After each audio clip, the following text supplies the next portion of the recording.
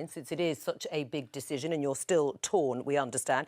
Angela, give us your pitch briefly from Labour's side. Well, this is a blind Brexit, a dodgy deal, with the political declaration being a half-baked list of vague aspirations. So we wouldn't know where we were leaving to.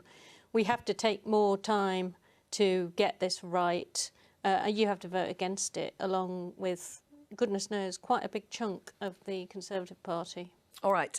Suzanne Evans, you're coming at it from a different angle. You also can pitch to Johnny about why he shouldn't vote for it, but you, of course, were a firm leave means Absolutely, leave. and you can't vote for this, Johnny. It's not Brexit by anyone's judgment, really. It's got severe legal difficulties in it. It's keeping us tied.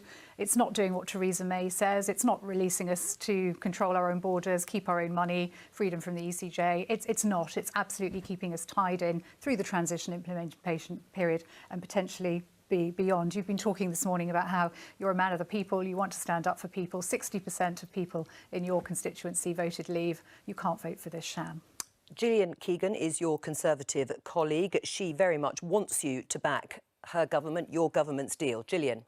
Everyone's going to tell you what not to do, but you have to do something. So what I'm going to tell you is why, because what you need to vote for a deal.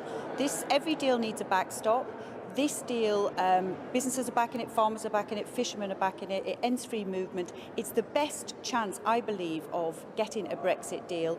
All the other options have their own complications. This is more ambitious than any of them. And, you know, we can negotiate a good deal. 26 pages of a political declaration is good. Gillian, thank you. We've had 3 points of view. Bruno, any advice for Johnny?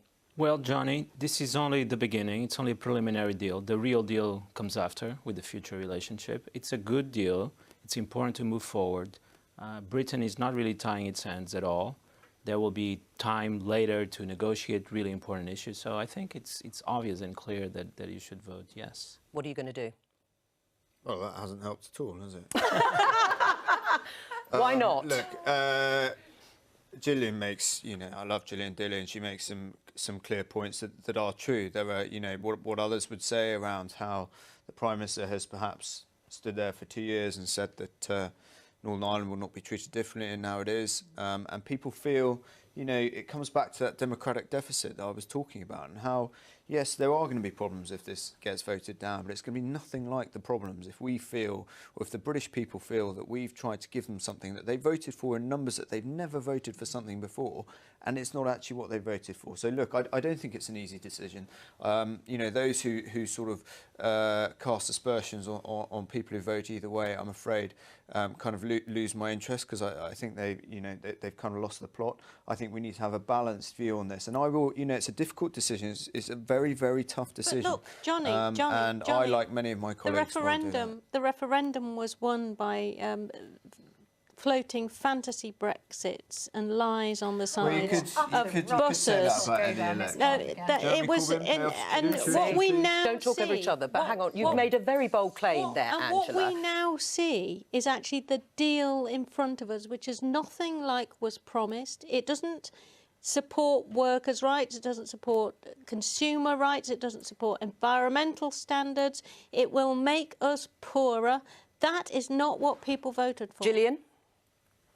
It's a Labour government, and I think they all voted for Article 50, which means when we voted for, I wasn't here, but when they voted for Article 50, they set this in train, and it is clear in Article 50 that risk transfers to the party leaving. There is risk, there's no risk-free option. This deal is the best deal, it's the one on the table, it's a good deal. I've done 30 years in business, I would sign it. Johnny, which way are you sort of going on this? Look, I'm going to go and listen to all of the debate. Actually, it's quite sort of rare, I think, for politicians to look at all the evidence. I think that we have to look. Gillian makes a really compelling case.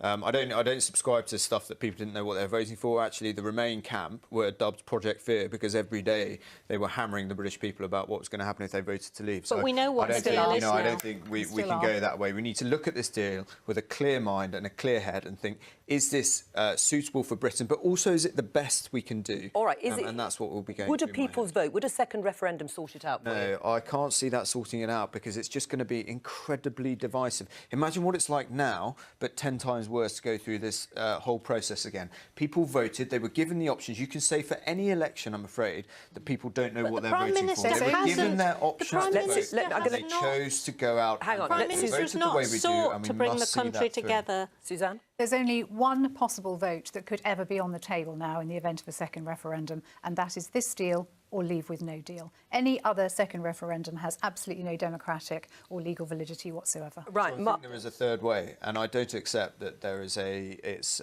no deal or no Brexit. I think there is an option to go and try again. People can say that Brussels will give us nothing, but people have been saying an awful lot of things Not a bit about naive. Brussels. Or who's going to is know? that true, I Bruno? think we deserve to try. I think the British people deserve us to try if we can do that. But, you know, others will say we can't do better and we should vote for this, and I respect that as well. Well, that's the view from Brussels.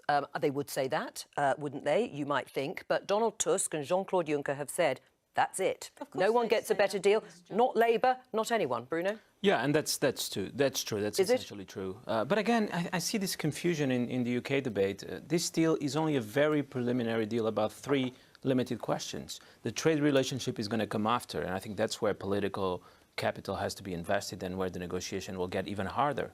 But this is why it's a blind Brexit. That's a 26 pages of waffle. And But when that we were was promised always- clear that was and always gonna be the substantive case. paper by the Prime Minister, who has painted Let's face it, herself whatever into a comes back, corner Labour's not going to be with happy her with own it, red right? lines. So Well, I don't really think we it's want relevant. a customs union and a Don't talk over, don't we talk have to over. make sure we honour the results of this referendum. All right, just before, if the vote is defeated, if she loses the vote, Theresa May, can she survive or does she have to go at that point? Me? I think that's a matter for her. She is the Prime Minister. She has nailed her colours to the mast, and I respect that, and that's simply a matter for her. Nobody wants to see instability, but ultimately politics is not about us, it's not about one individual. The Conservative Party will outlast all of us, and we need to make sure we get this right. Gillian, thank you very much for pitching to Johnny, but as we heard from him, you haven't managed to persuade him. Well, not yet, anyway.